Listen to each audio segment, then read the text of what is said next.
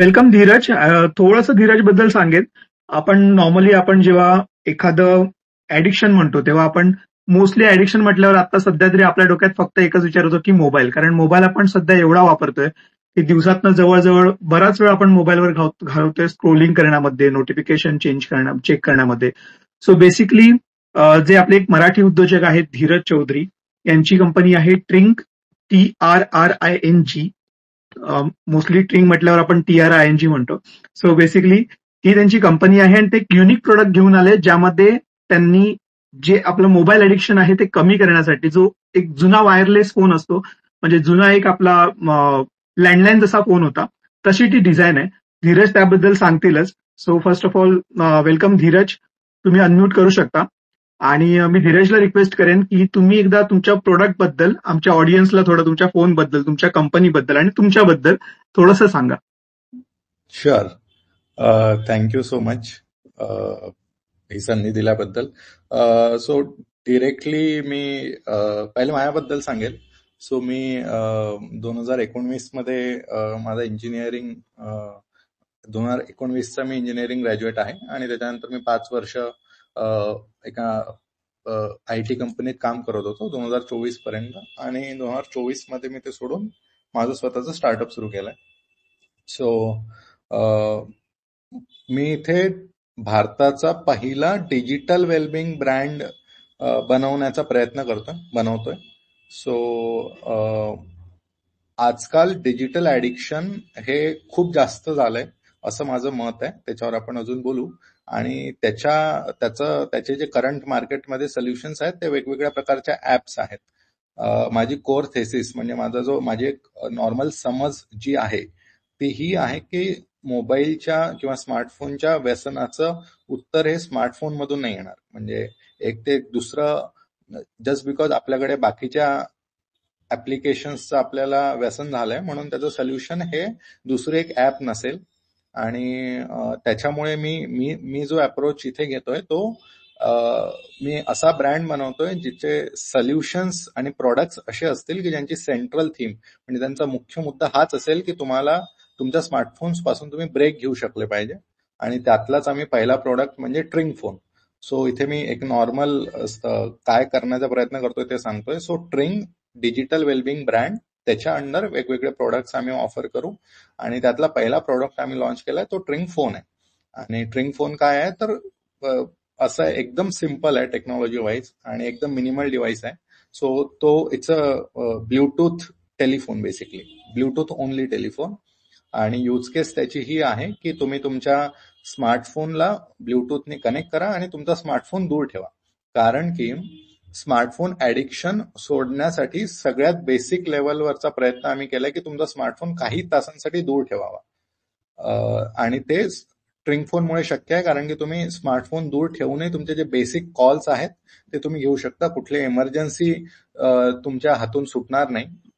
So the concept of digital detox जो आहे तो इम्प्रॅक्टिकल आम्हाला इथे वाटतोय. म्हणून आम्ही कन्सेप्ट ऑफ डिजिटल वेलबिंग किंवा डिजिटल ब्रेक की स्मार्टफोन पासून काही तासांचा ब्रेक घ्यावा, पण आपण पूर्णपणे, आता मी स्वतः घरापासून दूर राहतो, माझे आई बाबा गावी राहतात.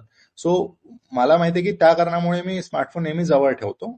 पण तशा वेळी जवळ असला आपल्या स्मार्टफोन की आपण we end up scrolling it, we end up using it so much passively. तर मग ते नको व्हायला म्हणून स्मार्टफोन पासून ब्रेक घेता आला पाहिजे, पण ऍट द सेम टाइम आपण कनेक्टेड असलो पाहिजे. हे ट्रिंग फोनमुळे शक्य आहे आणि ते ट्रिंग फोन करतो.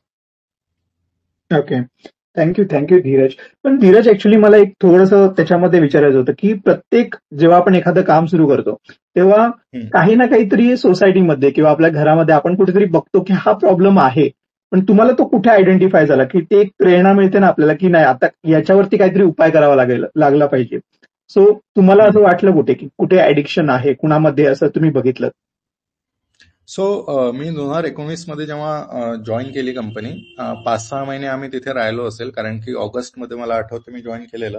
आणि 2020 मध्ये कोविड लागला. सो कोविडमध्ये वर्क फ्रॉम होम सुरू झालं आणि वर्क फ्रॉम होम सुरू झाल्यावर मला असं वाटतं की मी स्वतः आय सफर्ड दॅट, म्हणजे मी स्वतः डिजिटल ऍडिक्शन फील केलंय आणि मी स्वतः त्यातून गेलोय. आणि सुरुवातीला तर असं असतं ना की बाकीच्या सगळ्या व्यसनांसारखं हे व्यसन की ज्याला ते व्यसन आहे त्याला त्याचा प्रॉब्लेम नसतोच, राईट. आता कोणीतरी स्मोकिंग करतोय तर त्याला इश्यू नाहीच आहे ना, म्हणूनच तो कंटिन्यू करतोय. इश्यू कोणाला आहे? त्याच्या सोबतच्या लोकांना, like any other addiction. So मग इथेही तसंच झालं. पण मग त्याचा परिणाम माझ्या परफॉर्मन्सवर थोडा थोडा व्हायला लागला आणि इन जनरल जे बिहेवियरल इश्यूज किंवा टेम्परामेंट इश्यूज असतात ते मला थोडेसे जाणवायला लागले. पण मी स्वतः थोडासा प्रोडक्ट एन्थुझियास्ट पहिलेपासून राहिलोय, म्हणजे माझ्या शाळेपासून आणि कॉलेजमध्येही वगैरे. त्याच्यामुळे मग मी लगेच त्यातून दूर होण्यासाठी काही प्रयत्न केले आणि ते फार कठीण होतं, फारच कठीण होतं. म्हणजे डिजिटल डेटॉक्सच्या ज्या ऍप्लिकेशन्स आहेत ते सगळ्या मी पाहिल्या, त्या वापरल्यात, पण at the end of the day तिथे कंट्रोल तुमच्या हातात असतो आणि बाकीच्या ऍडिक्शन सारखं हेही सोडणं फारच कठीण आहे. पण मग मला जाणीव झाली की हा प्रॉब्लेम आहे आणि मला असं वाटतं की that realisation was the first step. ती पहिली स्टेप होती की ओके दिस इज देअर. मग मी सुरू केलं की आपल्या आजूबाजूचे पॅटर्न शोधत होतो मी, की आपल्या आजूबाजूला किती कॉमन आहे, किती नॉर्मल आहे. मग मला ते दिसलं की हे याची जाणीव होणं हेच थोडंसं रेअर आहे. म्हणजे इट्स व्हेरी नॉर्मल आपल्या इकडे की दोन लोक जेव्हा बोलतात किंवा आता खूप लोक स्पेसमध्ये असतील तरी ते बॅकग्राऊंडमध्ये कदाचित स्क्रोल करत असतील, कारण की that is a very normal behaviour. तुम्ही चार लोक, आपण डिनरलाही चाललोय, जेव्हा की आपण प्लॅन करून टाइम घेऊन विकेंडला डिनरला चाललोय तिथेही आपण स्क्रोल करतोय, कारण की ते कंपल्सिव्ह बिहेवियर झालंय आणि ऍडिक्शन तेच असतं. सो मी ते स्वतः सफर केलं आणि मग त्यातून मला मी ते पॅटर्न ऑब्झर्व करू शकलो आजूबाजूला आणि मग मला समजलं की okay this is a huge issue. आणि असं नाही की त्याच्याबद्दल बोलल्या जात नाही, पण तो मला लेन्स आला कारण की मला स्वतः काहीतरी करायचं होतं. आणि असं नाही की लगेच 2020ला ते जाणवलं वगैरे, 2021ला मला ते जाणवलं आणि 2000 म्हणजे 22-23 पर्यंत मी फक्त ते ऑब्झर्वच करत होतो. त्याच्या सोबत काय मार्केटमध्ये सोल्युशन्स आहेत ते बघत होतो आणि काही करता येईल का ते होतं. म्हणजे असं फार प्लॅन करून लगेच एक मोमेंट ऑफ जे असते युरेका, ते तसं काही नव्हतं. म्हणजे मी माझी वेळ घेतली, पण that's how it started. Okay. So Dheeraj, actually खरंच खूप माझी पण सवय आहे ती. कोणीच आय थिंक नाकारू शकत नाही. जेवढे पण स्पेसवरती आहेत तेवढे काही ना काही कुठे ना कुठे, जसं मी ऑफिसमध्ये पण काम करत असताना समोर मोबाईल लावलेलाच असतो. म्हणजे आता ते स्टँड वगैरे असे आलेत की मोबाईल एकदम समोर असतो, एखादं नोटिफिकेशन वाजलं की लगेच अनलॉक करून ते बघणं. म्हणजे प्रायोरिटी किती पण असो, मी काही महत्वाचं काम करत असेल तरी प्रायोरिटी शिफ्ट होते आणि तो एक जो फ्लो असतो तो ब्रेक होऊन जातो. सो आय थिंक सगळ्यांनाच तो इश्यू आहे आजच्या. आय थिंक ते मोबाईल म्हणजे एक असं झालंय की एक हातात हवंच. सो ते थोडंसं जो आपला प्रॉब्लेम आहे आणि तुमचा जो व्यवसाय आहे त्यात थोडंसं मी पर्सनल लेवलला जाऊन विचारेन की जेव्हा आपण एक मराठी व्यावसायिक, जेव्हा म्हणजे मराठी म्हणजे म्हटल्यावरती आपण नोकरीच म्हणतो की व्यवसायात उतरणारी माणसं खूप कमी असतात. कारण मोस्ट ऑफ दी लहानपणापासून आपल्याला ते कानावर आलंय की तुला शिक्षण करायचं आणि नोकरी करायची. पण जेव्हा तुम्ही व्यवसायात उतरता तेव्हा घरातलं म्हणजे घरातला सपोर्ट खूप महत्वाचा असतो आणि घरात विरोध पण होतो बऱ्याच वेळा. तर तुम्हाला त्या वेळेने काय अनुभव आला? सो म्हणजे अनेक गोष्टी मी जे बोलेल ते may be from the position of privilege असू शकते. सो मी ते आधीच सांगतो. पण मला असं आहे की मी दीज आर व्हॅलिड क्वेश्चन्स. बरं, म्हणजे इन जनरल आजकाल स्टार्टअप आणि ते सगळं एवढं ग्लोरिफाय करण्यात येत आहे, पण at the end of the day तुम्हाला हा विचार करावाच लागेल की इट्स अ बिझनेस, तो एक धंदा आहे, व्यवसाय आहे, राईट. सो व्यवसायात एक काहीतरी तुमचा मॉनिटरी पैशांच्या बाबतीत ते पूर्ण गणित बसलं पाहिजे, राईट. सो मी माझ्या केसमध्ये जेव्हा मी माझ्या घरी सांगितलं की मला हे करायचं आहे, सो घरून तर सपोर्टच होता, काही प्रॉब्लेम नव्हता. कारण की मी अगेन की लकी आहे थोडासा की मी लहान आहे, माझा दादा तो स्पेसवरही आहे आणि तो असल्यामुळे कदाचित माझ्यासाठी थोडंसं जास्त शक्य होतं. म्हणजे आय कॅन नॉट इमॅजिन की मी जर मोठा असतो तर मी हे करू शकलो असतो का, पूर्ण वेळ एक चांगला जॉब सोडून आता पूर्ण वेळ एका नवीन स्टार्टअपमध्ये, आणि याला कॅटेगरी क्रिएशन आपण म्हणू शकतो. असं नाही की मी एक्झिस्टिंग काहीतरी बिझनेस मॉडेल असलेल्या गोष्टींवर काम करतोय, राईट. मी जे करून बघतो, डिजिटल वेलबिंग ही फार निश फील्ड आहे, फार नवीन आहे. सो याच्यात जे एक गॅरंटी असते की तुमचा रिटर्न ऑन इन्व्हेस्टमेंट ते पटकन येईलच, ती विंडो अजून कमी होऊन जाते, राईट. पण ते असताना मी यात उतरू शकलो कारण की मी 5 वर्ष काम केलं पहिलं तर. असं नाही, म्हणजे मी माझं कॉलेज सोडल्यानंतर कॉलेज प्लेसमेंट त्या कम्पॅरेटिव्हली चांगली झाली होती माझी, आणि मी पहिल्या महिन्यापासून जेव्हापासून बार्कलेज जॉईन केलं होतं तेव्हापासून मी इन्व्हेस्ट करतोय. So that was my financial discipline.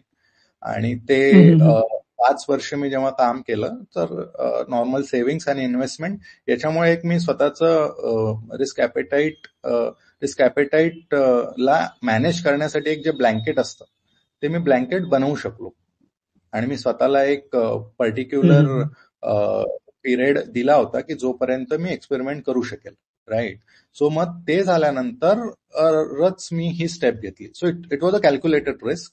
आता हे झालं फायनान्शियली, राईट. सपोर्ट वाईज माझ्या घरून असं काही नव्हतं, कारण की मला असं वाटतं की म्हणजे माझी आजी पण, आमचं अजूनही आमच्या खेड्यात दुकान आहे, किराणा दुकान.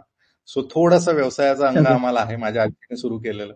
सो त्याच्यामुळे असेल कदाचित, पण म्हणजे इन जनरल माझ्या घरचे सपोर्टिव्ह आहेतच. पण जे आपले टिपिकल नातेवाईक असतात त्या सगळ्यांना थोडंसं वाटतं. पण अगेन मी म्हणतो की from the position of privilege जे असतं की मी अकॅडमिकली पहिल्यापासून थोडासा चांगला राहिलोय. म्हणजे मी माझं 11वी-12वी मुंबईला केलं होतं आणि मी इंजिनिअरिंगला IIT खडगपूरला होतो, आणि त्याच्यामुळे थोडंसं मग ते एकदम माझ्या जे असतं आपल्या इकडे की तोंडावर नाही म्हणत की काय युजलेस गोष्ट चालू केली तू चांगला जॉब सोडून, पण ते थोडंसं वाटतं की ते परप्लेक्स्ड असतात की मी काय करतोय. पण इन जनरल त्यांचा सपोर्ट आहे. ओके. पण जेव्हा आपण ना एखादा बिझनेस चालू करतो ना, तेव्हा आता जसं प्रोडक्ट म्हटल्यावर त्याच्यामध्ये गुंतवणूक खूप होते. म्हणजे ते प्रोडक्ट डिझाईन करण्यापासून त्याचे पार्ट्स किंवा जे अवेलेबिलिटी आहे नाही आहे ते परचेस करण्याची कॉस्ट. सो सुरुवातीला मग ते जे कॅपिटल कसं बिल्ड केलं? ओके. सो सध्या मी कम्प्लिटली बूटस्ट्रॅप्ड आहे. सो बूटस्ट्रॅपचा अर्थ मी आपल्या ऑडियन्ससाठी, ज्यांना माहित नसेल त्यांच्यासाठी सांगतो की नॉर्मल आता आपण शार्क टँक वगैरे बघतो, राईट. सो लोक कुठलाही इन जनरल स्टार्टअप जेव्हा बिल्ड करतात, बनवतात, सो आयडिया स्टेजवरही अनेक लोक पैसे घेतात किंवा अर्ली ट्रॅक्शन नंतर पैसे उचलतात मार्केटमधनं, इन्व्हेस्टर येतात ऑनबोर्ड, आणि मग तसं ते स्टार्टअप मोठं होतं. जेव्हा तुमच्याकडे दुसरा कोणीच इन्व्हेस्टरच्या पैशांच्या भरोश्यावर नाही करताय, तुम्ही स्वतःचा पैसा खर्च करताय, त्याला बूटस्ट्रॅप म्हटलं जातं. सो मी सध्या जेही माझ्या स्टार्टअपमध्ये पैसे लावलाय तर ते बूटस्ट्रॅप म्हणजे मी स्वतःचाच लावलाय, आणि ते कॅपिटल मी जे आता मागे या मागच्या उत्तरात सांगताना म्हटलं होतं की 5 वर्ष मी जे जॉब केला तेव्हा मी ते बिल्ड. माझ्या फायनान्शियल हॅबिट्स थोड्याशा चांगल्या होत्या, not only saving but investment also. त्याच्यामुळे मग मी ते जसं राईट मी सांगितलं की पहिल्या सॅलरीपासून मी SIP करायचो, आणि 2019 ते 24 तर थोडासा मार्केट वाईज चांगला पिरियड होता. सो मग त्याच्यामुळे मी ते बिल्ड करू शकलो, आणि तेच मी माझ्या व्यवसायात टाकलंय. म्हणजे जे असतं की स्किन इन द गेम, की मी माझं उभं केलेलं भांडवल इथे टाकलंय. सो मी रिस्क ती घेतली. ओके. सो पुढे जाण्यापेक्षा थोडं आधी एक थांबतो, आणि मी रिक्वेस्ट करेन, जे आता काही आम्हाला स्पीकरच्या रिक्वेस्ट पण येत आहेत. सो सध्या आपण एक थोडं मध्ये मध्ये घेण्यापेक्षा आपण सगळ्यांना जे ज्यांची रिक्वेस्ट येते त्यांना आपण एक थोड्या वेळाने आपण घेऊ स्पीकरवरती. पण त्याआधी तुम्हाला त्या रिलेटेड, म्हणजे जे आता कन्व्हर्सेशन चालू आहे त्या रिलेटेड काही प्रश्न असतील तर तुम्ही टेक्स्टमध्ये म्हणजे कमेंट्समध्ये विचारा, आपण ते मध्ये मध्ये घेत जाऊ. आणि ओके, सो आपण कंटिन्यू करू शकता धीरज. जसं आता तुम्ही म्हटलं की सेव्हिंग, म्हणजे आता एक असं होतं ना की आपण जेव्हा म्हणतो की आपण एक सेव्हिंग करतोय किंवा इन्व्हेस्ट करतोय कुठल्या SIP मध्ये वगैरे, तर आपण ते एक गोल माइंडमध्ये ठेवून करतो की मला पुढे हे करायचंय म्हणून मी आता SIP स्टार्ट करतोय.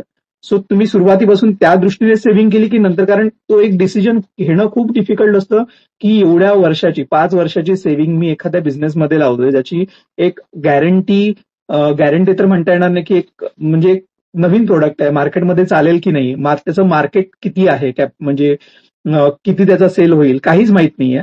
पण ती रिस्क घेणं, त्याची माइंड तुम्ही कसा प्रिपेअर केला? मला म्हणजे पहिला जो पार्ट होता तुमच्या प्रश्नाचा की कुठला गोल ठेवून सुरू केलं होतं इन्व्हेस्टमेंट, मला असं वाटतं की मी तेव्हा सो मी म्हणजे किती 23व्या वर्षी सुरू केलं just after engineering, right. So तेव्हा मला इन जनरल इन्व्हेस्टमेंट शिकायची होती. सो पर्टिक्युलर गोल नव्हता, पण फायनान्शियल फ्रीडम जे असतं की त्याने तुम्हाला एज भेटतो, एक फ्रीडम भेटतं की तुम्ही फॉर एक्झाम्पल आता मी समजा माझं स्टार्टअप सुरू नसतं केलं, कदाचित मला ब्रेकही घ्यायचा असता 6 महिन्याचा, राईट. सो तोही शक्य करण्यासाठी मला माझे सेव्हिंग्स आणि फायनान्शियल प्लॅनिंगचं महत्व मला ते समजलं होतं. सो मी ते डोक्यात ठेवून हे केलं होतं. त्याच्यानंतर स्टार्टअप आणि बाकीच्या सगळ्या गोष्टी जुळून येणं, तर दॅट वॉज कोइन्सिडेंटल की ते तसं झालं. सो मी गोल माझ्या डोक्यात जेव्हा मी इन्व्हेस्टमेंट सुरू केली तेव्हा हाच होता की इन केस ऑफ कंटिन्जन्सी काही वेगवेगळ्या टाईपच्या गोष्टी येऊ शकतात आयुष्यात, तेव्हा हे काम येईल म्हणून. आणि ते असं झालं की मी स्टार्टअपसाठी ते वापरू शकलो. That was one of the goals, not the only goal. आणि दुसरी गोष्ट जी तुमची आली की रिस्क, की तो कॉल कसा घेतला. मला असं वाटतं की एक रघुराम राजनचं पुस्तक आहे, what I do how I do, असं काहीतरी त्याचं नाव आहे. So the things that I do, right, how I do, असं त्यांनी एक प्रेस कॉन्फरन्समध्ये ते म्हटलं होतं. सो ते मी पुस्तक वाचलंय आणि त्या पुस्तकाचा जो एक महत्वाचा मुद्दा मला फार आवडतो त्यात असं आहे की पॉलिसी मेकिंगमध्ये म्हणजे ते फार इंटरेस्टेड होतं. He was graduate from IIT Delhi and then IIM Ahmedabad, right. So policy मेकिंगमध्ये त्यांचं म्हणणं आहे की एवढी मजा काय, म्हणजे वाय इज इट कन्सिडर्ड किंवा तिथे best of the best minds का बरं जातात. कारण की तिथे तुमच्याकडे डेटा पॉइंट्स जे कॉमनली अवेलेबल आहेत ते तर भरपूर लोकांकडे आहेत, पण तुम्ही you go ahead even with the uncertainty, की तुम्हाला माहिती नसतं की या पॉलिसीचा इफेक्ट एक्झॅक्टली कसा होईल. एकदम ते कॅल्क्युलेटेड नसतं, डेटा पॉइंट्सनी बॅक्ड असतं, पण तुम्ही अनसर्टेनिटी असतानाही तुम्ही पुढे जाता, राईट. सो मला असं वाटतं की तेच सिमिलर थोडंसं स्टार्टअप्समध्ये जेव्हा मी ऑब्झर्व केलं, म्हणजे मी थोडंसं पहिल्यापासून इंटरेस्टेड होतो कॉलेजपासून, तर मी फॉलो करतो स्टार्टअप्सला वगैरे. सो मी माझ्या समोर पाहिलेत स्टार्टअप्स की ज्यांनी फार लवकर स्केल केलं आणि अनेक फेलही झाले, असं काही नाही, पण ती त्यांची जर्नी पाहत होतो मी. सो त्याच्यामुळे मला समजलं की there is no other way than taking risk, right. म्हणजे तो स्कॅम 1992चा डायलॉग वेगळ्या कॉन्टेक्स्टमध्ये आहे की रिस्क आहे तो इस्क आहे, असं काहीतरी आहे ना. सो मला असं वाटतं की हर्षद मेहतावाला, पण ते ट्रेडिंग आणि त्याच्यावर आहे, I don't support that. But risk uncertainty असताना पुढे जाणं, आय गेस त्याचं महत्व तर मला समजलं. आणि ते असं नाही की तेव्हाच, फक्त त्याच्यानंतर एक वेळा जर्नी स्टार्ट झाल्यावर जेव्हा गोष्टी पुढे जातात ना, किंवा जेव्हा गोष्टी असं होते अनेकदा की तुम्हाला माहिती आहे की यार this might not work at all, म्हणजे आपण जे काम करतो ते फारच युजलेस आहे, असे दिवस येतात. आणि आपण जे काम करतो ते फारच उद्याच्या उद्याच व्हायरल होऊ शकते, असे दिवस येतात, राईट. सो तेव्हाही हे फार वाटतं की तेव्हा ती रिस्क जास्त जाणवते. आणि पण that is part of the game, I guess. Thank you Dheeraj. आणि अजून एक गोष्ट, आता तुम्ही एक बुक पण नाव सांगितलं रघुराम राजनचं, सो नक्कीच ते पण मी ऑर्डर करेन आणि वाचेन नक्कीच. आणि आम्ही पण काही बुक्स गिफ्ट करत असतो काही लोकांना रॅन्डमली, सो आम्ही ते पण एक या स्पेस मधून करू, म्हणजे ते पण तिथे होऊन जाईल. आणि रोहन, अजून एक आपल्याला क्वेश्चन पण आलाय टेक्स्टमध्ये. तर यश यांचा क्वेश्चन आहे सर, की आपला जो प्रोडक्ट आहे ट्रिंगचा, लाईकवाईज मिनिमल कंपनीने पण असा एक प्रोडक्ट आणला होता का? Minimal company, yes. सो बघा, यशने जो विचारलंय ते बरोबर आहे. सो मी जे सॉल्व्ह करण्याचा प्रयत्न करतोय डिजिटल ऍडिक्शन आणि टेक्नॉलॉजी ऍडिक्शन किंवा स्मार्टफोन ऍडिक्शन आपण त्याला म्हणू. सो याच्या अगेन्स्ट ना एक भरपूर काइंड ऑफ मुव्हमेंट्स झाल्यात वेस्टमध्ये, इंडियात कमी आहे. सो त्याचे 2-3 प्रकार आहेत. काही लोकांनी काय केलंय, एक लाईट फोन नावाची कंपनी आहे, त्यांनी डिफरंट काइंड ऑफ स्मार्टफोनच बनवलाय. So these are some public, म्हणजे यांना चांगली बॅकिंग इन्व्हेस्टरची असलेल्या कंपन्या आहेत जे वेगळ्या प्रकारचा स्मार्टफोन बनवतात. हा, थँक्यू फॉर दिस क्वेश्चन, कारण की मला इथे एक मुद्दा सांगायचा आहे. आणि मिनिमल कंपनी, मिनिमल फोन जे आहे त्यांनी पण तसंच केलंय. सो ते डिफरंट कदाचित ओएसही ऑपरेटिंग सिस्टमही बनवत आहे, डिफरंट ऍप्स बनवत आहेत, म्हणजे ऍप स्टोअर पूर्ण वेगळं. सो पूर्ण वेगळा स्मार्टफोन ते बनवत आहे. माझी थेसिस त्यांच्यापेक्षा वेगळी आहे. मी ते का नाही केलं, कारण की मला असं वाटतं की यार smartphone is too good to go anywhere. Smartphone हा असा प्रोडक्ट आहे की ज्याने फारच चांगल्या गोष्टी केल्यात आपल्या आयुष्यात. मी स्वतः स्मार्टफोनशिवाय जेव्हा मी बाहेर जातो माझ्या घराच्या, तर मला कॅब बोलवावीच लागते. माझी एखादी मैत्रीण जर कुठून कुठे जात असेल तर तिला नॉर्मल ऑटोपेक्षा शी विल प्रेफर उबर और ओला, कारण की ट्रॅकिंग आहे, ती शेअर करू शकते तो डेटा. आपलं स्मार्टफोननी आयुष्य खरंच फार सोयीस्कर केलंय, चांगलं केलंय. इव्हन तुम्ही जी आपली अर्थव्यवस्था आहे, सध्या आपण त्याला अटेन्शन इकॉनॉमी म्हणतोय, त्याच्या पूर्ण शिफ्टसाठी स्मार्टफोन हा खूप मोठा पार्ट आहे त्याचा, राईट. सो यांचं जे प्रपोजिशन आहे या कंपन्यांचं, त्यांचं आहे की कम्प्लिटली रिप्लेस स्मार्टफोन, आणि तिथे I don't agree. So what Tring is trying to do, Tring जे करायचा प्रयत्न करतोय, ट्रिंग हे नाही म्हणते की तुमचे स्मार्टफोन वापरणं सोडून द्या, राईट, कारण की ते इम्प्रॅक्टिकल आहे, ते पॉसिबल नाहीये. तुमचे स्मार्टफोन वापरा, पण त्याच्यापासून कॉन्शियस ब्रेक्स घ्या. एक कन्सेप्ट आहे की नो फोन झोन किंवा no tech zone, right. So तुमच्या घरात फॉर एक्झाम्पल तुमची डायनिंग टेबल आहे. मी माझ्या घरी जेवायला बसतो तर माझे बाकीचे कझिन्स वगैरे, तर इट्स व्हेरी नॉर्मल की जेवताना लोक स्क्रोल करताय, फोन वापरताय. सो आपण नो स्मोकिंग झोन हे का बरं एवढं नॉर्मल आहे, अनेक ठिकाणी आहेत. आणि स्मोकिंग, ड्रिंकिंग या सगळ्या ऍडिक्शनला सोशल स्टिग्मा अटॅच्ड आहे, स्मार्टफोन ऍडिक्शनला अजून नाहीये. थोडा थोडा आहे. अनेक ठिकाणी आपल्याला माहित असते की आपण जेव्हा फार मोठ्या लोकांना भेटू त्यांच्या समोर तर नाही स्क्रोल करत ना, कारण की आपल्याला माहिती आहे इट्स अ बॅड थिंग. पण ते तेवढं नॉर्मलाइज व्हायचं बाकी आहे त्याच्याबद्दलचा, की स्मार्टफोन ऍडिक्शन ही वाईट गोष्ट आहे हे समजणं. सो नो स्मोकिंग झोन फार ऍक्सेप्टेड आहे publicly. No smartphone zone in future प्रत्येक घराचं एक फीचर असेल असं मला वाटतं, आणि तेच फॅसिलिटेट करण्याचा प्रयत्न आम्ही करतोय.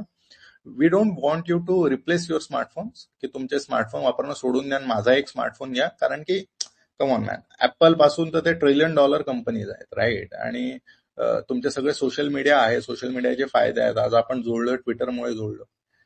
सो त्याचे फायदे खरंच तेवढे आहेत, त्याच्याशिवाय जगणं शक्य नाही आहे. तर स्मार्टफोन्स कुठे नाही जाणार आहेत असं मला वाटतं. म्हणून तो एक एक्स्ट्रीम सोल्युशन आहे की जे नवीन वेगवेगळ्या प्रकारचे स्मार्टफोन्स परत बनवणं किंवा सेमी स्मार्टफोन्स बनवणं. मी त्याच्यासोबत सहमत नाहीये. माझ्या कंपनीचं जे मी करण्याचा प्रयत्न करतोय ते एक मोर प्रॅक्टिकल ऑप्शन आहे की स्मार्टफोन तुम्ही डेफिनेटली वापरा, पण त्याच्यापासून कॉन्शियस ब्रेक्स घ्या. ओके. धीरज, अजून एक मला विचारायचं होतं, जसं आता एक मिनिमल कंपनीचं जे आपण प्रोडक्ट सांगितलं, ठीक आहे, तर तसं इंडियामध्ये कुठली कंपनी आहे की जी स्पेसिफिकली डिजिटल ऍडिक्शन वरती किंवा स्क्रीन टाइम कमी करण्यावरती काम करते, की असा एखादा फोन, किंवा जसं मला वाटतं की तुमचं डायरेक्ट कॉम्पिटिशन तर एकदम नोकियाचे जे जुने फोन असतील ते एकदमच म्हणजे मिनिमलिस्टिक फोन म्हणू शकतो. तर आता अशी एखादी कंपनी आहे का मार्केटमध्ये? नाही सर. सो दोन गोष्टी, दोन प्रश्न आहेत तुमचे, दोन्हीचं सांगतो. सो पहिलं की आता इंडियात काम करते का कोणी, तर नाही करते. आणि त्याच्याचमुळे मी जेव्हा सुरुवातीला निर्णय घेतला की मला यात काम करायचंय. बघा, being honest, when you start something, तर आय एम नॉट सेइंग की ट्रिंग फोन सगळ्यात सक्सेसफुल प्रोडक्ट होईल, राईट. पण I am married to this field of digital wellbeing. जी डिजिटल वेलबिंगची फील्ड आहे, जे तुमचं स्मार्टफोन ऍडिक्शन वाढलंय त्याच्या अराउंडचे जे सोल्युशन्स भविष्यात येणार आहेत, त्या कन्सेप्टशी मी जुळू नये, आणि त्याच्यावर मी आणि माझं स्टार्टअप काम करत आहे. तिथे सध्या कोणी नाहीये. म्हणजे माइंडफुलनेसवर वगैरे भरपूर कंपन्या आहेत, आणि ते जे मेडिटेशन आणि ते सगळं आहे, पण डिजिटल ऍडिक्शनवर प्रीचिंग खूप आहे. म्हणजे तुम्हाला खूप लोक दिसतील की जे लोक त्याच्यावर बोलताय, अवेअरनेस स्प्रेड करताय वगैरे, पण सोल्युशन्स जे आहेत ते त्याच्यावर तयार नाही झाले. पहिला पार्ट. आणि म्हणूनच त्याला आपण कॅटेगरी क्रिएशन म्हणतो, की असं काहीतरी एक्झिस्ट नाही करत. द प्रॉब्लेम आहेत प्रॉब्लेम्स बद्दल लोकांना माहिती आहे, पण त्याच्या अराउंड सोल्युशन्स अजून तयार नाही झाले. दुसरा जो म्हटलं तुम्ही की तुम्हाला जे क्लोजेस्ट कॉम्पिटिशन माल घ्यायला वाटते की that is the dumb phone, right? त्याला डम फोन म्हणतात, जे नोकियाचे फोन्स असायचे आणि ते वेस्टमध्ये भरपूर चाललेतही. सो ते कॉम्पिटिशन किंवा ते का नाही घेऊ शकत मी, ट्रिंग फोन कशाला घेईल, ते घेऊन घेईल. सो मला सांगा की आजकाल तुमचे 2 फोन नंबर्स कोण सेव्ह करताय, पहिली गोष्ट. आणि हे खूप महत्वाचं, तुमच्या डिलिव्हरी पर्सन पासनं ते तुमच्या बँकवाल्यापासनं, जे बँकचं महत्वाचं काम असतं असं समजून, सगळ्यांकडे तुमचा एकच नंबर आहे, राईट? तुम्हाला दोन जर तुम्ही स्मार्टफोन, म्हणजे एक स्मार्टफोन आणि एक डम फोन जर घेतो म्हटलं, तर तुम्हाला 2चे बिल्स भरावे लागतील. आणि आजकाल प्लॅन्स काही तेवढे स्वस्त नाहीये, आणि तुम्हाला 2 फोन्स वापरावे लागतील. आणि फक्त जर मी डम फोन वापरतो म्हटलं की तर अगेन तेच झालंय की दॅट्स अन एक्स्ट्रीम सोल्युशन. स्मार्टफोनचे जे फायदे आहेत त्याच्याशिवाय म्हणजे कशाला सोडायचे ते फायदे? म्हणजे आपल्याला एकदम असं एक्स्ट्रीम डिजिटल डेटॉक्स व्हायला आयुष्यच नाही जगायचं आहे ना, राईट? आपल्याला एक प्रॅक्टिकल सोल्युशन पाहिजे की खूप जास्त होतं तर थोडं आवाक्यात आलं पाहिजे आपलं स्मार्टफोन ऍडिक्शन. सो ते तुमचं जे तुम्ही म्हणताय की छोट्या फोननी होऊन जाईल, तर दॅट इज नॉट पॉसिबल. म्हणजे तुम्ही जर एखाद्या एक्झामची प्रिपरेशन वगैरे करत असाल तेव्हा 1-2 वर्षांसाठी ठीक आहे, पण नॉर्मल डे टू डे लाईफमध्ये स्मार्टफोन फार इन्ग्रेन झालाय. आपला तो अविभाज्य घटक झालाय आपल्या नियमित आयुष्यात, तर त्याला दूर करणं तेवढं शक्य नाहीये. ओके. थोडंसं याच्यावरती एक इंटरेस्टिंग क्वेश्चन आलाय. पंकज कोळंबे यांचा क्वेश्चन आहे की जसं आपण बघितलं की नोकियाचा वगैरे आपल्याला फोन घ्यायचा झाला तर त्याला दुसरं सिम कार्ड लागेल, पण व्हॉट अबाउट स्मार्ट वॉचेस, की आपण एखादा स्मार्ट वॉच वापरतोय तर त्याच्यावरती सुद्धा आता कॉल रिसिव्ह आणि कॉल कट करण्याचे फंक्शन्स दिलेले आहेत. Yes, definitely. सो ते एकदम बरोबर आहे, स्मार्ट वॉचने करू शकता. पण बघा की आता इथे ना एक मार्केटिंगमध्ये सगळ्यात महत्वाची गोष्ट असते, दॅट इज पोझिशनिंग. ठीक आहे? पोझिशनिंग म्हणजे आपण प्रोडक्ट काय पोझिशन करतोय. मला सांगा की स्मार्ट वॉच जवळपास किती 5-7 वर्षापासून तरी मार्केटमध्ये फार नॉर्मल असतील, राईट? कुठले स्मार्ट वॉच अशी पोझिशन करते की आम्ही मिनिमल आहोत. स्मार्ट वॉचेस दिवसेंदिवस अशा पोझिशन करताय की जास्तीत जास्त फीचर्स, म्हणजे जोकिंगली तर आपण असं म्हणू शकतो की तुमच्या ऑक्सिजन पासून तर तुम्हाला हार्ट अटॅक कधी येणार आहे तोपर्यंत आम्हीच सांगू बा, आमचा प्रोडक्ट घ्या, अशी त्यांची positioning. Smart watch is becoming another smartphone. Smart वॉचचं कुठेच असं म्हणणं नाही आहे की तुम्ही स्मार्टफोन पासून ब्रेक घ्या म्हणून स्मार्ट वॉच वापरा. स्मार्ट वॉचमध्ये सगळे काही फीचर्स आहेत. तुम्ही ते कमी करू शकता, दॅट इज फाईन, ते तर तुम्ही स्मार्टफोनमध्येही करू शकता, राईट? पण पोझिशनिंग मिनिमलिझमची नाहीये. जास्तीत जास्त फीचर्स आम्ही देतो, ही पोझिशनिंग स्मार्ट वॉचची. फॉर एक्झाम्पल, आता तुम्ही मला मी काउंटर प्रश्न त्यांना नाही विचारत, जस्ट फॉर डिस्कशन असं म्हणतो की किंडल होतं, राईट? सो किंडलमध्ये जर तसं पाहिलं तर ते एक कॉन्शियसली मिनिमल डिव्हाइस होतं, राईट? त्यात काही खूप फीचर्स नव्हते. त्यांच्याकडे एक काय की तुम्ही खूप सारे बुक स्टोअर करू शकता, पहिली गोष्ट. त्यांची पोझिशनिंग काय होती की त्यांनी हे नाही म्हटलं की आमच्याकडे सगळे काही फीचर्स असतील, म्हणजे तुम्ही ब्राउझिंग करू शकाल. नंतर आलं होतं, पण सुरुवातीला त्यांचा जो डिस्प्ले होता त्यांनी तुमच्या डोळ्यांवर स्ट्रेन नव्हता येत आणि ते फक्त रिडिंगसाठी होतं. सो मिनिमल डिव्हाइस होते पर्पजली. तसं तर टॅबलेट्स, अँड्रॉइड टॅबलेट्सवरही तुम्ही पुस्तक वाचूच शकता ना. Why do you need a Kindle other than the I strain? आणि तो आय स्ट्रेनचाही मुद्दा आपल्याला का वाटतोय आता, कारण की किंडलनी ते तुम्हाला समजवलंय. तसं तुम्ही दिवसभर स्क्रीन बघतच आहात. त्याची पोझिशनिंग होती की आम्ही मिनिमल डिव्हाइस आहोत आणि आम्ही इंटेलेक्च्युअलसाठी आहोत, जे एक सिग्नलिंग असतं कुठल्याही प्रॉडक्टमध्ये. म्हणजे हे टेक्निकल गोष्टी मी तुम्हाला सांगतोय की if I am carrying a Kindle at an airport, म्हणजे मी एअरपोर्टवर किंडल घेऊन चाललोय, तर मला तुम्ही थोडंसं सिरियसली घ्या. आणि प्रत्येक ब्रँडचा एक अविभाज्य घटक असतो की ती सिग्नल काय करताय. स्मार्ट वॉचचं सिग्नलिंग कुठेच मिनिमलिझम नाहीये. फीचर वाईज डेफिनेटली सेम गोष्ट स्मार्ट वॉच करू शकते, पण कमॉन, म्हणजे ह्युमन्स, इंजिनियर्स जर सोडले तर बाकीचे ह्युमन्स, इव्हन इंजिनियर्सही फक्त फीचर्सनुसार प्रोडक्ट्स नाही घेत, जरी त्यांना असं वाटत असलं तरी. आणि डिबेटेबल सेंटेन्स आहे, पण या जे कन्झ्युमर सायकोलॉजी असते ती इव्हॉल्व्ह होत आली आहे, पण त्याचे फर्स्ट प्रिन्सिपल्स अजूनही सेम आहे. ओके.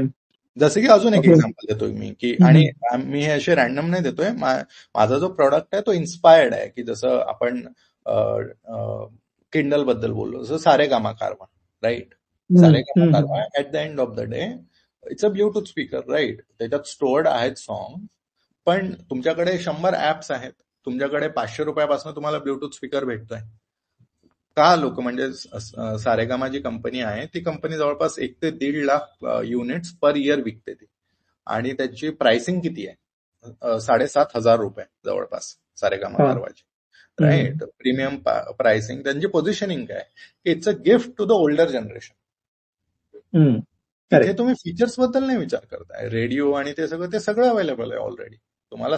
आणि नॉस्टॅल्जिया ऑलवेज सेल्स. नॉस्टॅल्जिया म्हणजे जुन्या काळच्या ज्या आपल्या आठवणी आहेत त्या ट्रान्झिस्टर सारखा तो प्रॉडक्ट दिसतो, आणि मिनिमल आहे ते. म्हणजे की तुमच्याकडे जरी 4 ऍप्स असल्या तरी तुम्हाला ऍप्स नाही पाहिजे. एक ह्युमन, तुम्ही दिवसभर जरी स्क्रोल केलं ना, तर किती असे लोक आहेत की जे म्हणतील at the end of the day यार मला फार भारी वाटतंय कारण की मी दिवसभर स्क्रोल केलंय. कारण की आपण ह्युमन्स आहोत, आपल्या त्या प्रायमल इन्स्टिंक्ट्सच नाही आहेत की आपण फक्त स्क्रीन समोर एकटे राहून at the end of the day खुश होऊ. आपण 4 चौकात बसल्यावरच आपल्याला ते एक सेन्स ऑफ बिलॉंगिंग येईल. मिनिमलिझम जो ट्रिंग फोनचा इट्स अ फीचर, तो त्याचा डिसएडव्हान्टेज नाहीये. बाय डिझाईन ते तसं आहे. आणि आय थिंक सारेगमप पण जे माझ्याकडे पण तो आहे सारेगमप आहे. सो बेसिकली त्याला आय थिंक 3 ते 4च बटन आहेत, एक पॉज, एक प्ले आणि एक switch FM to MP3 and all. So basically एक खूप म्हणजे आवडतं मला पण ते. कधी कधी असं जस्ट सकाळी उठल्यावरती लावून ठेवणं पण छान वाटतं. सो आय थिंक तो एक घरात असा एखादा मिनिमलिस्टिक वस्तू असणं गरजेची आहे जी आपल्याला स्मार्टफोन पासून खरोखर दूर ठेवते. कारण तर सकाळी मोबाईल जर मी स्क्रोल करायला, मोबाईलवरती गाणी जरी लावायला घेतलं तर मी फक्त गाणी लावणार नाही, मी काय नोटिफिकेशन आले, त्यामध्ये काय आलं, परत मग ट्विटरवरती किंवा इतर सोशल मीडियावरती काय आलं, तर एक ते डिस्ट्रॅक्शन होऊन जातं. सो बेटर आय थिंक एक ट्रिंग फोन त्या दृष्टीने, म्हणजे जर मी त्या सारेगमप सारखाच एखादा घरात माझा ट्रिंग फोन असेल तर त्या दृष्टीने मी जर तो बेडरूम मध्ये ठेवला तर मला माझा मोबाईल चेक करायची गरज नाही, कारण फोन वाजणार माहितीये मला, फोन मिस होणार नाही. एखादी इम्पॉर्टंट काही गोष्ट असेल तर ती मिस होणार नाही, पण मला तो एक हे राहील, सेन्स होईल की ते मिस होत नाहीये आणि माझ्यासमोर तो डिव्हाइस पण आहे जर मला सकाळी कोणाला कॉल करायचा असेल तर. Yes. So one of the, म्हणजे त्याचं जे यूज केसेस आहे त्यापैकी एक हीच आहे की आपण काय होतंय ना, झोपताना जास्तीत जास्त लोक स्क्रोल करतच झोपतो, आणि झोपेचा प्रॉब्लेम हा खूप जास्त वाढलाय, आणि त्याचं one of the biggest reasons हे स्मार्टफोन आहे. आणि स्मार्टफोनवरचं डूम स्क्रोलिंग आहे.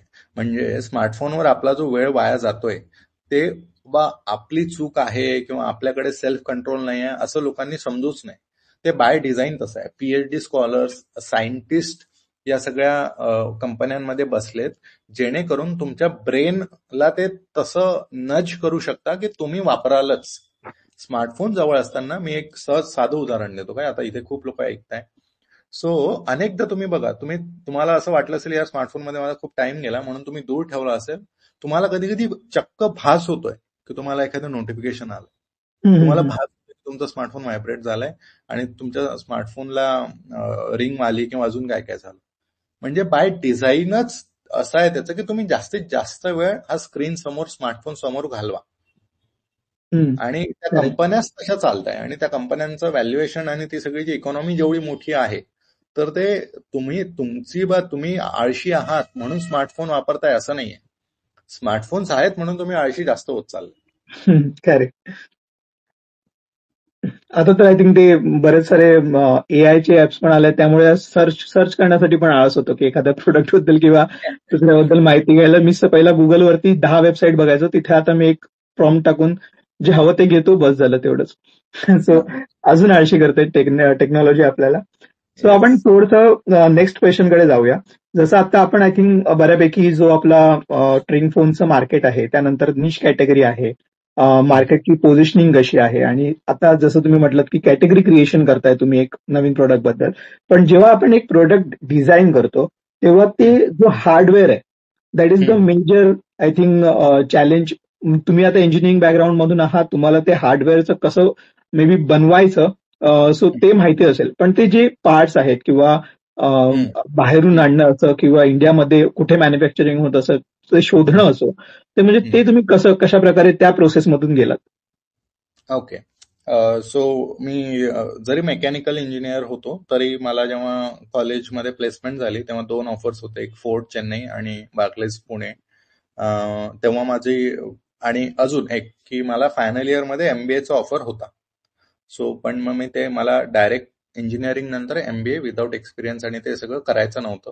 तो एक वेगळा प्रश्न झाला, पण मी ते नाही घेतलं आणि फोर्ड चेन्नई आणि बार्कलेज पुणेमध्ये मी बार्कलेज पुणेची निवड केली, कारण की मला असं जे एक 2019 मध्ये मी जेव्हा ग्रॅज्युएट झालो तर 20-25 वर्षाचं जे तुमच्या पुढचं करिअर असतं, अशा वेळी आयटीचा एक्सपिरियन्स किंवा इन जनरल टेक्नॉलॉजीला आतून थोडासा वर्किंग एक्सपिरियन्स आपला असावा असं मला वाटलं आणि मी ते चूज केलं. ठीक आहे. त्याच्यामुळे माझा हार्डवेअर पासनं तसं डिरेक्ट माझा इंडस्ट्रियल एक्सपिरियन्स नव्हता.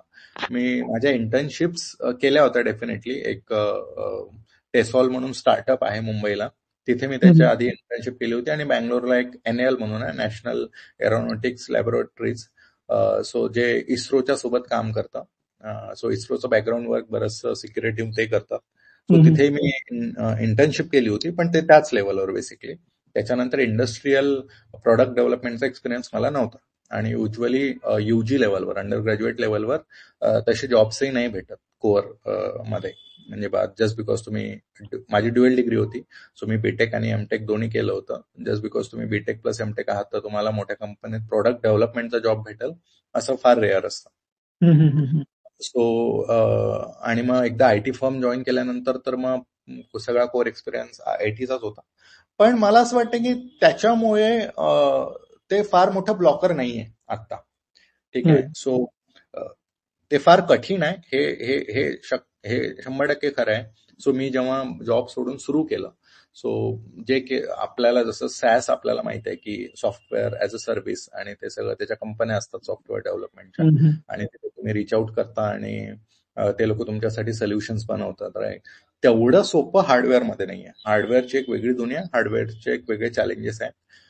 सो जेव्हा मी डिसाईड केलं की मला ते डेव्हलप करायचंच होतं, सो पहिल्या 2-3 महिन्यातच म्हणजे एक प्रकारे ते असं असते ना, ताडकन जाग आली मला की ओके, जसं वाटलं होतं तसं तर नाहीये.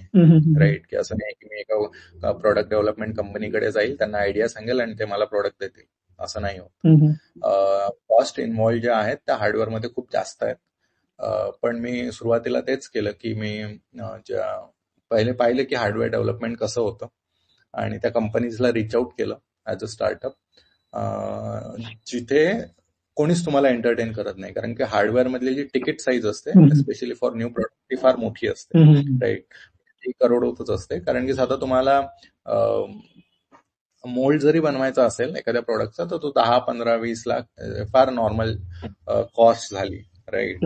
सो अशा वेळी ते आणि ते एंटरटेनही नाही करत, कारण की इंडियात मॅन्युफॅक्चरिंग ऑलरेडी फार बिझी आहेत. म्हणजे जे लोक त्याच्यात चांगले आहेत त्यांच्याकडे ऑलरेडी खूप जास्त कॉन्ट्रॅक्ट आहेत, त्यांच्या सगळ्या असेंब्ली लाईन्स बिझी आहेत. सो असं कोणी नाही की तुम्ही येऊन नवीन स्टार्टअप्सला ते एंटरटेन करतील. राईट.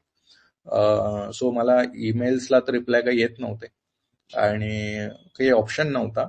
पण मग मी काय केलं की मी आता पुण्यात होतो एनिवे, सो काही कंपन्या ज्या पुण्यातल्या मला दिसल्या, काही ग्रुप्स होते की जे प्रोडक्ट डेव्हलपमेंट किंवा हार्डवेअर कम्युनिटीज आहेत, त्याचा मी पार्ट झालो. मग तिथे ते लोक त्यांच्याच ते नॉलेज शेअर करतात आणि ते सगळं आहे. इंडियाची स्टार्टअप कम्युनिटी फार चांगली आहे, दुसरी गोष्ट. आणि मग मी रॅन्डम कंपनीजला डायरेक्ट भेटायला गेलो. ठीक आहे. सो मी त्यांना ईमेल लिहायचो आणि ते काही रिप्लाय करायचे नाही. मग मी अशीच एका कंपनीला इथेच भेटायला गेलो पुण्यात, सकाळीच एकदम 8-8:30 वाजता. मग ते लकीली त्या दिवशी ते ओपन करायलाही त्यांचा फाउंडरच आला होता. आणि मग मी म्हटलं, ते म्हणे की like what do want and who are you waiting for, right, कोणाची वाट बघतोय. मग मी नाव सांगितलं फाउंडरचं, म्हटलं यांची वाट बघतो. मग ते म्हणे काय तुम्ही ओळखता का?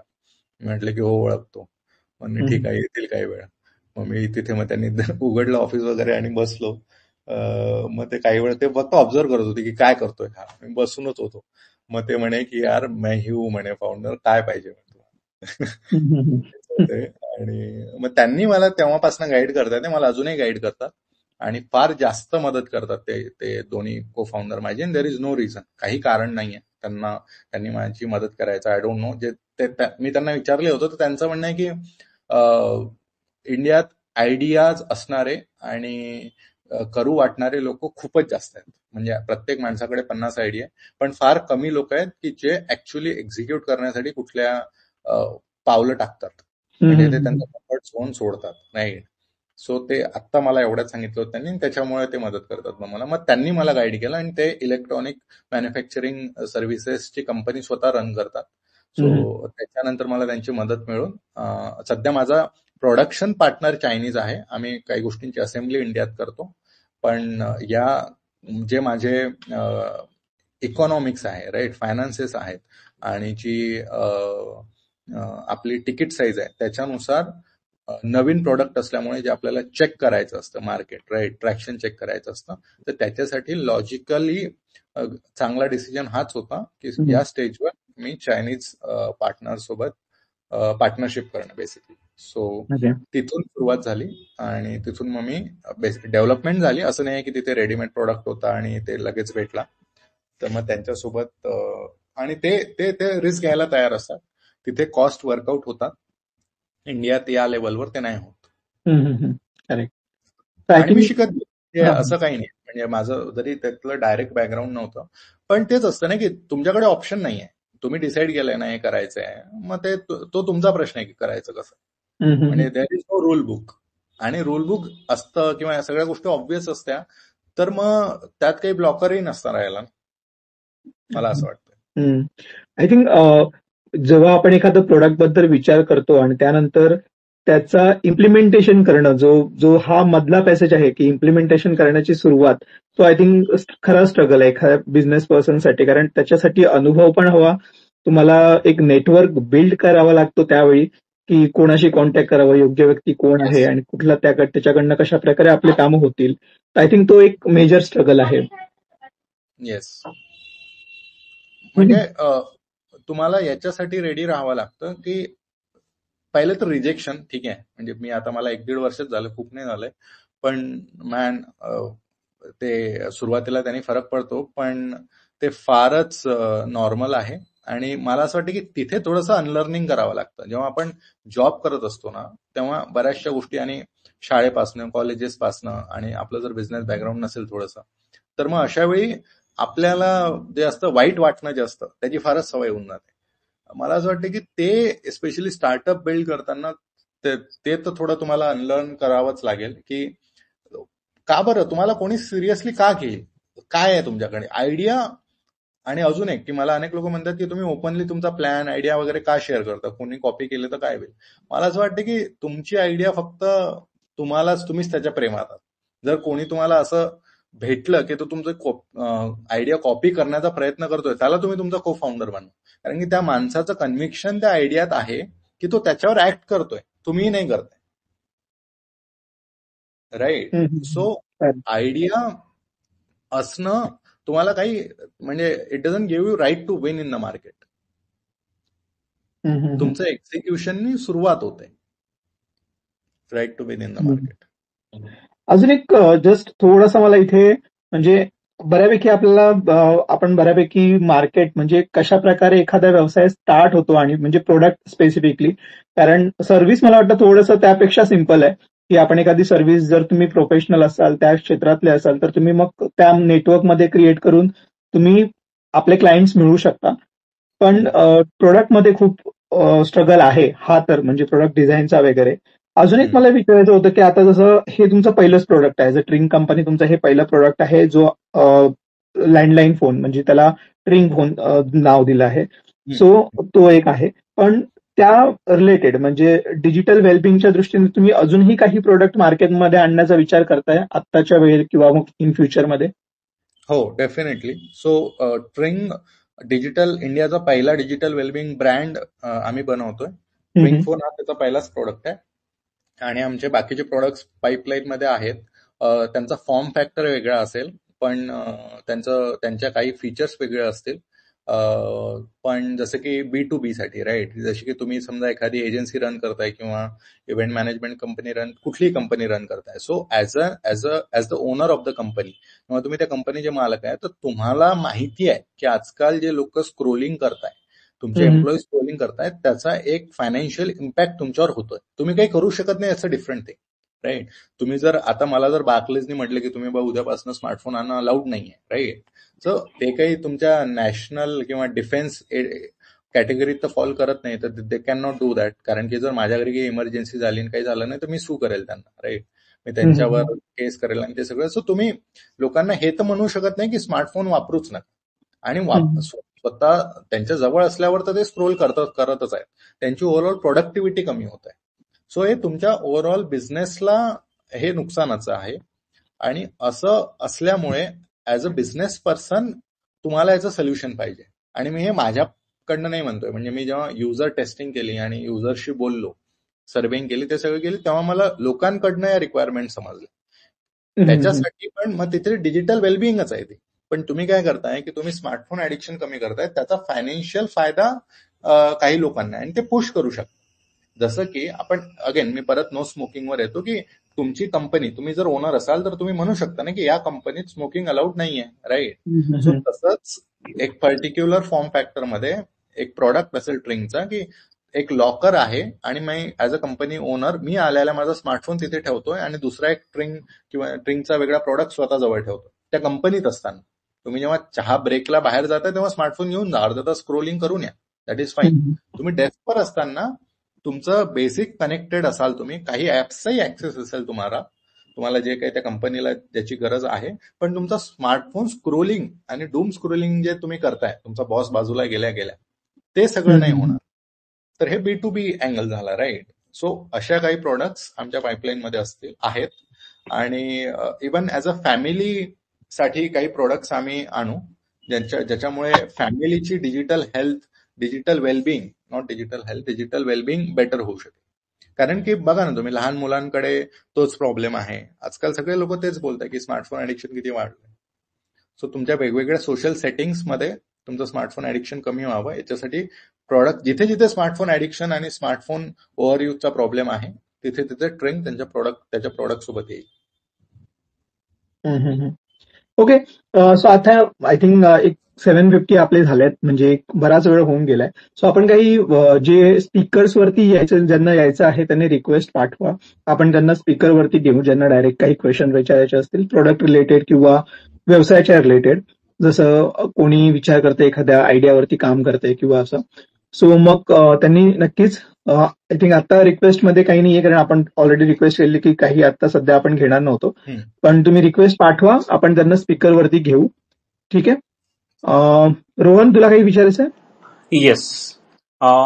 तर मला एक क्वेश्चन आहे सर, की भारतीय मार्केटमध्ये आपण जिथं स्पेसिफिकेशन आणि ऍप्लिकेशन हे सर्व काही आपण मानतो, किंवा आपला जो कस्टमर आहे इंडियातला मोस्टली, त्यासाठी स्पेसिफिकेशन्स हे मोस्ट इम्पॉर्टंट असतात, कोणताही फोन असेल किंवा कोणतीही वस्तू घेताना. तर तिथे तुम्ही लेस इज मोर या प्रिन्सिपलवरती ह्या ट्रिंग फोनची डिझाईन केला आहात, किंवा जे तुमचे येणारे प्रोडक्ट असतील डिजिटल वेलबिंगच्या दृष्टीने लेस इज मोर हा तुमचा प्रिन्सिपल कुठेतरी मला फोकस दिसतोय. सो हा माइंडसेट चेंज तुम्ही कसा ऍड्रेस कराल, की बाबा आपला जो मार्केट आहे तो spec is everything and less is more is that your focus. So how will you address this? मला वाटते की म्हणजे इंडियाचं जे इंडियन कन्झ्युमरचे 3 भाग करू शकतो आपण, इंडिया 1, इंडिया 2, इंडिया 3, जे म्हणजे किशोर बियानीचं ते त्यांनी केलंय तो स्टडी. आणि इंडिया 1 जो आहे त्यांच्याकडे सो त्यांचं ते जवळपास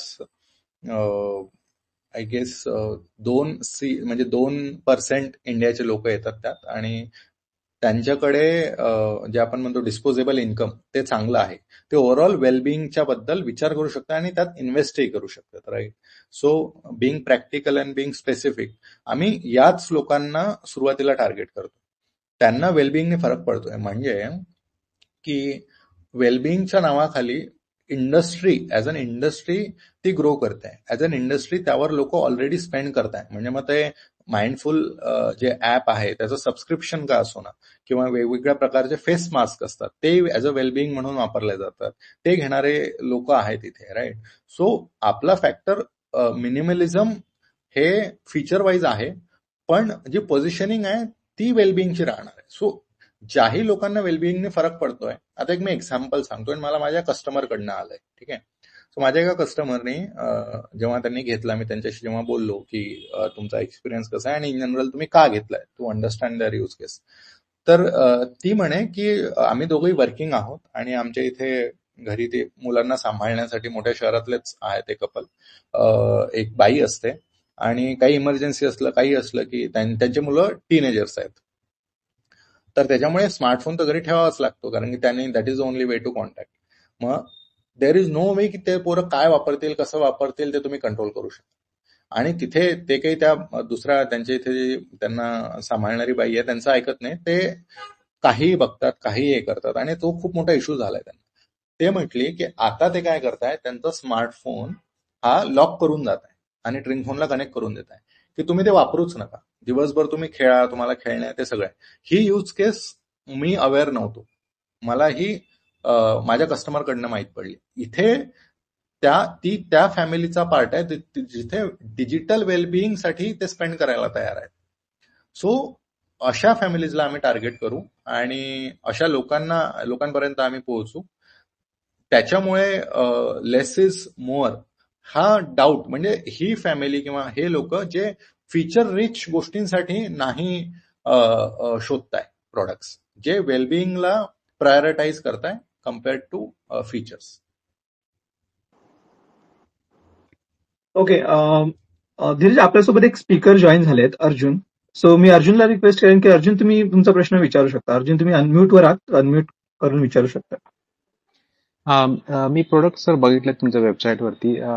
काही प्लॅन आहे का, जसे की छोटा हँडहेल्ड डिव्हाइस पण असू शकतो, जसं आता आम्ही ऑफिसमध्ये वर्क करताना लॉकरमध्ये स्मार्टफोन ठेवून जो हँडहेल्ड छोटासा डिव्हाइस असेल तो आमच्या सोबत ठेवतो. कारण काय होते, कधी कधी कॉल आला, मेसेज आला, पण ते लॉकरमध्ये मोबाईल काढतो आणि तो माझ्यासोबत राहतो दिवसभर, मग ते इग्नोर करता येत नाही.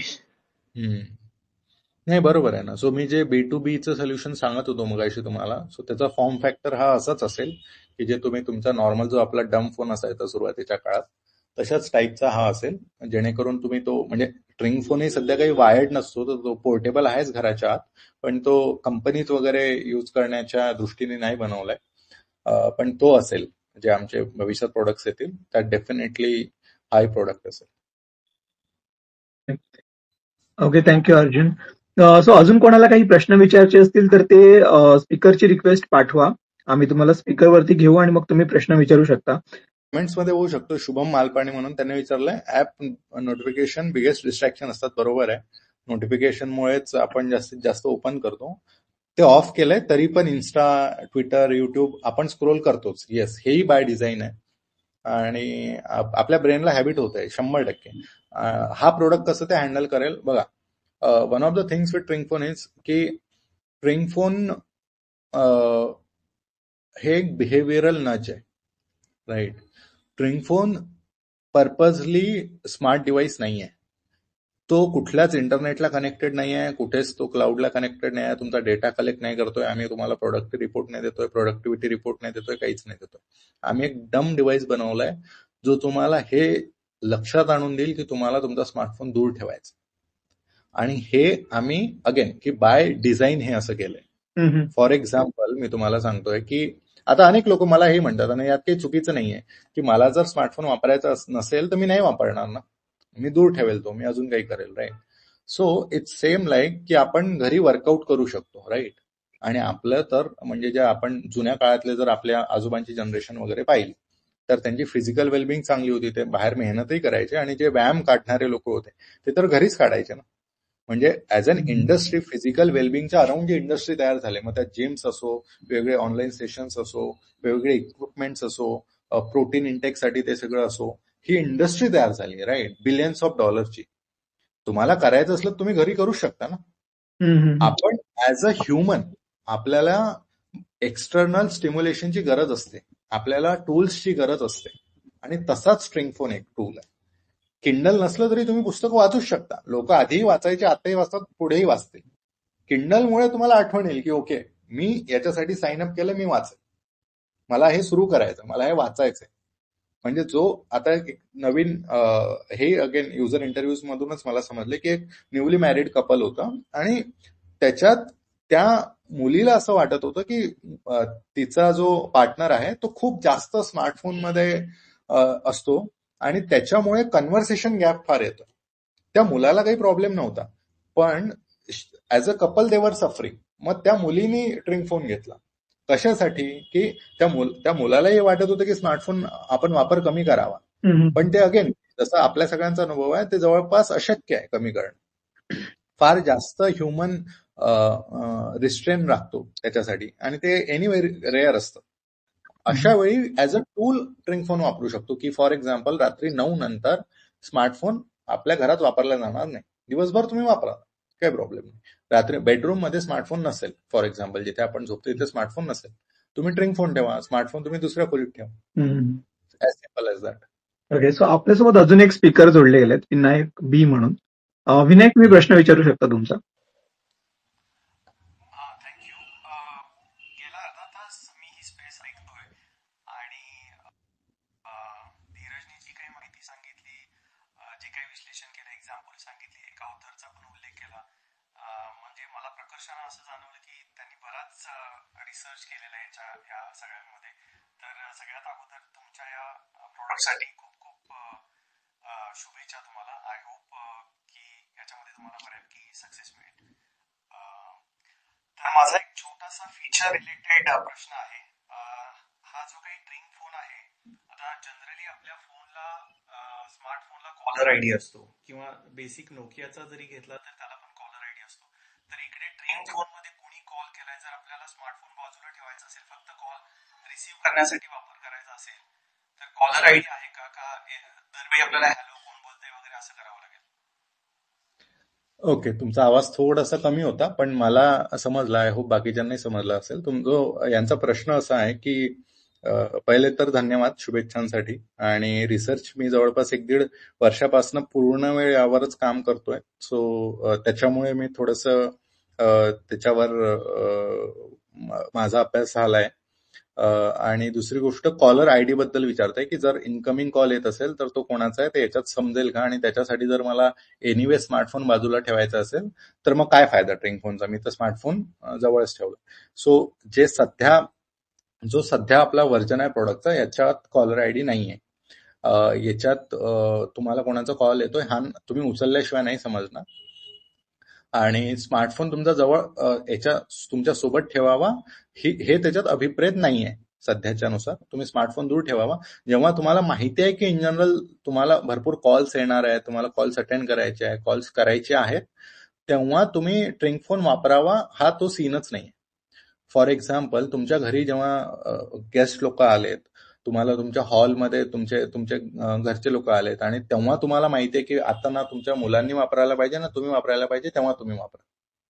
तेव्हा तुम्ही स्मार्टफोन प्रॉपर दूर ठेवा. जेव्हा तुम्हाला स्मार्टफोन पासून ब्रेक घ्यायचा आहे, तेव्हा तुम्हाला माहिती आहे की तुम्हाला खूप कॉल्स अटेंड करावे लागू शकतात, तेव्हा this is not the best idea. In future आम्ही काही प्रोडक्ट्स असे काढू. सध्या आम्हाला स्क्रीनलेस डिव्हाइस काढायचा होता. इन फ्युचर असतील का, तर काही आमचे याचे व्हर्जन्स असतील की ज्याच्यात छोटीशी स्क्रीन असेल. कारण की दुसरा प्रॉब्लेम यात हाही आहे, इन अ वे, जर तुम्हाला कॉल्स फार अटेंड करायचे असतील तर त्या पर्टिक्युलर वेळामध्ये, की तुम्हाला आजकाल नंबर कोणालाच पाठ नसतात, राईट. आणि ट्रिंग फोनमध्ये स्क्रीन नाहीये तर फोन बुकचाही ऍक्सेस नाहीये. पण अगेन बाय डिझाईन आम्हाला आमचा पहिला प्रोडक्ट हा स्क्रीनलेस काढायचा होता, म्हणून आम्ही तो काढलाय की तुम्हाला 4-5 नंबर तरी पाठ असावेत, तुम्हाला तुमच्या घरच्याही लोकांना. वी नेव्हर नो की कुठे कशी इमर्जन्सी येईल. तेच एक अभिप्रेत होतं की जेव्हा तुम्हाला माहिती आहे की तुम्हाला ब्रेक घ्यायचा आहे तेव्हा तुम्ही वापरा, पण तुमच्या इमर्जन्सीज काही स्किप नको व्हायला. पण very valid question. Thank you. Okay. Thank you Dheeraj, thank you Vinayak. So आणि त्याच्या अगोदर एक छोटासा धीरजला मी प्रश्न विचारेन की आता तुम्ही व्यवसायात आहात सध्या, ठीक आहे, तर जे आता व्यवसाय सुरू करणार आहेत, म्हणजे जसं काही लोकांचे भरपूर आयडियाज असतात पण इम्प्लिमेंटेशन होत नाही, कारण फायनान्शियल थिंग्स असतात किंवा वेळेनुसार, म्हणजे जॉब करावाच लागतो कारण घरची परिस्थिती जशी नसते. तर त्यांना तुम्ही एक उद्योजक म्हणून, मराठी उद्योजक म्हणून त्यांना तुम्ही काय तुम्ही मेसेज द्याल? मला असं वाटतं की तुम्ही सायमल्टेनियसली काहीतरी, जर तुम्हाला एखाद्या गोष्टीत फार कन्व्हिक्शन असेल, म्हणजे याच्यात तुम्ही काहीतरी मोठं करू शकता असं जर वाटत असेल, तर तुम्ही स्वतःवर विश्वास ठेवून त्याला काही वेळ टाइम तरी द्यायलाच पाहिजे. तुम्ही त्यावर काम करायला पाहिजे. त्याच्यासाठी तुम्ही जॉब सोडलाच पाहिजे याची गरज नाहीये. ते एक कॉन्शियसली आणि सगळ्या गोष्टींचा विचार करूनच ते डिसिजन घ्यावं. पण केल्याशिवाय पर्याय नाही. म्हणजे मला असं वाटतं की ते फार नॉर्मल झालंय, कारण की at the end of the day इंडियात यंग लोक खूप आहेत आणि इंडियात प्रत्येकाकडे 2-3 डझन आयडियाज आहेत, राईट. आणि ते खरंच आहे, मी काही त्यातून चुकलो नाही. आणि जोपर्यंत आपण जे काम करत असतो मोस्टली ते सोडून बाकीच्या ह्याच्यात आपल्याला भरपूर आयडियाज असतात. आणि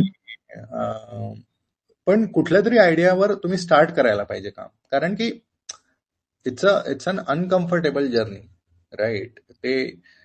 ते थोडं कठीणच असतं आणि त्यात काही चुकीचं नाही की तुम्ही काहीतरी करा आणि जर ते चाललं तर तुम्ही तुमचं जॉब आणि ते सगळं सोडू शकता. जर नाही चाललं तर इट्स फाईन, तुम्ही तरी काहीतरी शिकालच त्यातून. तर सोबत करून बघा. जसं तुम्ही मगाशी सर्व्हिसेस बद्दल म्हटले होते की ते थोडंसं रिलेटिव्हली सोपं आहेच, कारण की तुमचं ते नेटवर्क असतं आणि तिथे तुम्ही फ्रीलान्सिंग वगैरे विकेंडला वगैरे काम करू शकता. पण जॉब मध्ये असताना तुम्ही ट्राय तर करायला पाहिजे, मला असं वाटतं. कारण की आपल्याला अनेकदा सवय होऊन जाते. तेच मी मगाशी अनलर्निंग जे म्हटलं की अनलर्निंग फार महत्वाचं आहे. ज्याची आपल्याला सवय होऊन जाते, ज्या आपण गोष्टी शिकून जातो जॉबमध्ये, जे आपल्याला नॉर्मल वाटतात. म्हणजे मी बार्कलेजमध्ये असताना म्हणजे माझे तिथले टीममेट्सही चांगले होते, माझे संबंधही सगळ्या लोकांसोबत चांगले होते आणि जॉबही ठीकठाक सुरू होता माझा. पण मला जे तिथे सर्टेनली माझं फ्युचर दिसत होतं ते मला फार अट्रॅक्टिव्ह नव्हतं वाटत. आणि at the end of the day सगळ्यात महत्वाचा रिसोर्स या जगातला हा टाइम आहे, राईट. गेलेली वेळ नाही परत येणार आहे. तर वेळ मी ते रिस्क घेतली की मला ते चेंज करायचं होतं, म्हणून मी रिस्क घेतली. हॅलो. ओके. सर एक क्वेश्चन आहे माझ्याकडून. जनरली एखाद्या प्रोडक्ट बद्दल आपण इतकं डिस्कशन केलं, तुम्ही डिटेलमध्ये सगळी माहिती दिली, पण प्राइसिंग बद्दल बोललं नाही तर कुठेतरी टॉपिक किंवा चर्चा अर्धवट राहिल्यासारखी होते. सो माझा क्वेश्चन असा आहे, तुमची प्राइसिंग स्ट्रॅटेजी जी ठरवाल किंवा ऑलरेडी ठरवलं असेल ती कॉस्ट बेस्ड प्राइसिंग आहे की व्हॅल्यू बेस्ड प्राइसिंग आहे, आणि या डिसिजन मागे तुमचा लॉजिक काय नेमकं? मिक्स आहे. अगेन की त्यात एक्सपेरिमेंटेशनच सुरू आहे. व्हॅल्यू बेस्डच म्हणू शकतो आपण, कारण की तुमच्या वेळेची व्हॅल्यू तुम्ही बघा. म्हणजे तुमचा दिवसातला on an average an Indian एक भारतीय माणूस 6 तास 5-5.5 तास त्याच्या फोनवर घालवतोय आणि त्यापैकी जास्तीत जास्त टाइम हा गरज नसलेल्या गोष्टींवर घालवतो. आपण जागीच असतो 15 तास. 15 तासापैकी 5 तास आपण आपल्या स्मार्टफोनवर घालवतो. That is 33% time. तुमच्या 33% टाइम तुम्ही तुमच्या उपलब्ध असलेल्या वेळेतला 33% वेळ तुम्ही स्मार्टफोनवर घालवता. तुम्ही तुमच्या इन जनरल आजकाल किती जण म्हणतात, म्हणजे प्रत्येक जणच बिझी आहे आणि खूपच बिझी आहे आणि तरी प्रत्येक जण एकटा आहे. म्हणजे कुठेतरी जिक्सॉ पझल्स फिट नाही बसताय, राईट. कारण की म्हणजे तुम्हाला जवळच्या मित्राशी बोलताना तुम्ही म्हणताय की फ्री असला की कॉल कर, आणि जेव्हा की तुमच्या मित्राचे स्क्रीन टाइम 5.5 तास आहे आणि तुमचा 6 तास आहे, तर दिस इज रॉंग, राईट. तर मग व्हॅल्यू ऍडिशन मी इथे काय करतोय, मी व्हॅल्यू ऍडिशन करतोय की तुमची प्रोडक्टिव्हिटी वाढवतोय आणि त्या दृष्टीनुसारच मी माझी प्राइसिंग ठेवली. म्हणजे आय डोंट वॉन्ट इट की बाय ते एखादं खेळणं असल्यासारखं लोकांनी घ्यावं, तसं तर नाही करायचंय मला. म्हणजे मी ते एका प्रोडक्टसाठी ऑप्टिमाइज नाही करतोय. ओव्हरऑल व्हॅल्यू ऑफरिंग जे करतोय मी त्याच्यासाठी ऑप्टिमाइज करायचा प्रयत्न. सो दॅट मीन्स आपण म्हणू शकतो की म्हणजे दोन्हीचा average cost based plus value based. Yes. Good. Thank you. Okay.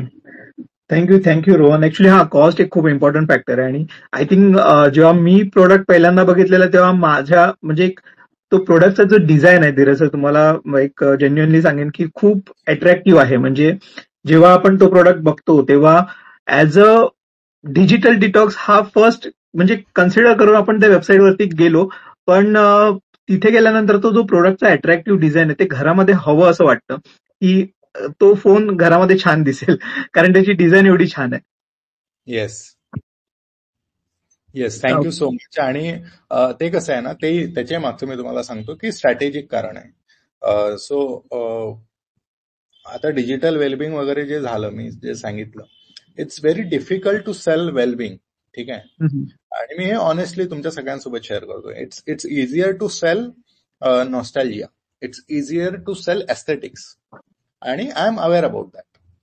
म्हणजे मी प्रामाणिकपणे ते सांगतोय की त्याच्यामुळेच लोक घेत आहेत. त्याच्यानंतर ते वापर किंवा ते स्वतःला कन्व्हिन्स करताय की ते डिजिटल वेलबिंगसाठी त्यांनी केलंय आणि ते त्यांचा स्क्रीन टाइम कमी करताय. राईट. पण जो इनिशियल पुल असतो हा, अजून एक गोष्ट मला शेअर करायची होती की जे आपला आयडिया आणि एक्झिक्युशन मधला गोष्ट असते ना, तर त्यातलीच एक स्टेप असते की युजर इंटरव्ह्यूज. राईट. सो मी ते जेव्हा करत होतो, म्हणजे मी जसा माझा जॉब सोडला त्याच्यानंतर मी जवळपास 3 महिने रॅन्डम लोकांशी बोललो. तुमच्या आयडियाज आणि तुमचं ते सगळं. अजून एक मी सल्ला लोकांना की आपण आपल्या जवळच्या लोकांशी, नातेवाईकांशी शेअर करतो आणि त्यांच्याकडनं आपण व्हॅलिडेशन सीक करत असतो. तर ही फार चांगली आयडिया नाहीये. कारण की बाय डिझाईन ते तुम्हाला फार चांगला सल्ला नाही देऊ शकत. कारण की एक ते बायस आहे. ते तुमच्याबद्दल आणि तुमच्या इन जनरल तुमच्या स्वभावाबद्दल आणि तुमच्या आयडियाबद्दल बायस असतात. आणि हे मला माहिती होतं. सो मी जेव्हा डिजिटल वेलबिंग फील्ड बद्दल काहीतरी करायचं ठरवलं, तर मी माझं लॅपटॉप घेऊन लॅपटॉपच्या मागच्या साईडला मी एक व्हाईट शीट चिपकवली होती आणि त्यावर लिहिलं होतं की if you think your smartphone screen time is too high, come say hi. आणि मी रॅन्डम कॅफेज मध्ये जाऊन पुण्यात एकटा जाऊन बसायचो आणि ते लॅपटॉप उघडून मागच्या साईडनं पेस्ट केलं होतं मी आणि मार्करने लिहिलं होतं. आणि यू वोंट बिलीव्ह की अनेक लोक येऊन माझ्याशी बोलायचे. आणि कॅफेजमध्ये का बरं जाऊन बोलायचो? कारण की कॅफेजमध्ये लॉजिकली माझा तो जो कस्टमर सेगमेंट आहे तो तिथे होता की who can pay for the wellbeing. Right. At the end of the day wellbeing तुमच्या आयुष्यात तेव्हा येते जेव्हा तुमच्या बेसिक गोष्टी सॉल्व्ह आहेत. राईट. तर तिथे जाऊन मी रॅन्डम लोकांशी बोललो. त्याच्यानंतर मी जेव्हा माझ्याकडे सॅम्पल प्रॉडक्ट आला होता, डेव्हलपमेंट सुरू होती, तेव्हा मी तो सॅम्पल प्रॉडक्ट घेऊनही जायचो. आणि तेव्हा मी त्या शीटवर लिहिलं होतं की if this phone makes you curious, come say hi. आणि तेव्हा माझ्याकडे खूप जास्त लोक आले. तरी मी इन जनरल जवळपास 200 ते 300 रॅन्डम लोकांसोबत या गोष्टीवर बोललोय. त्याच्यामुळे जे बेसिक प्रश्न लोकांना याच्याबद्दल असणार आहेत वगैरे त्याची आयडिया मला आहे. ओके. आपल्या कमेंट्समध्ये अजून एक क्वेश्चन फक्त आलेला, त्याला मी जस्ट एक हे करतो की एक तेजसने प्रश्न विचारलेला की ट्रिंग फोन आणि साधा बटनाचा मोबाईल नोकिया सारखा काय फरक आहे. तो आय थिंक ऑलरेडी आपण कव्हर केलाय.